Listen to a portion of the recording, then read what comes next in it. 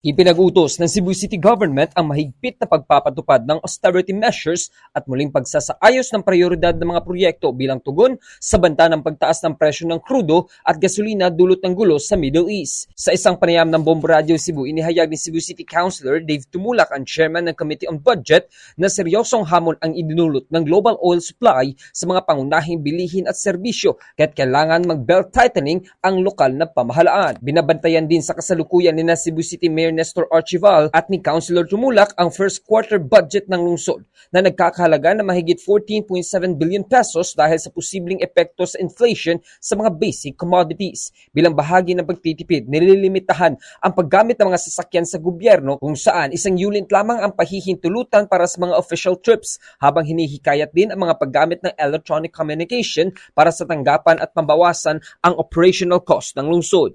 Inaatasan din ang lahat ng mga department heads na magbigay prioridad sa mga pinaka-importanting gastusin gaya na lang ng sweldo ng mga empleyado at mga programang pangkalusugan. Nilinaw ni Tumulak na posibleng magkakaroon ng adjustment sa pag-reschedule ng iilang mga proyekto sa syudad kung magpapatuloy ang hindi matatag na presyo ng bilihin sa merkado. Binibigyang diin din ng konsehal na mahalaga ang kooperasyon ng bawat sektor upang masiguro na hindi mapaparalisa ang serbisyo publiko sa gitna ng nararanasang krisis sa ekonomiya. Sa ngayon, alam ko na pinatawag ni Mayor yung mga department heads at sa kasabihin na kailangan mag-cost cutting tayo sa mga expenses natin.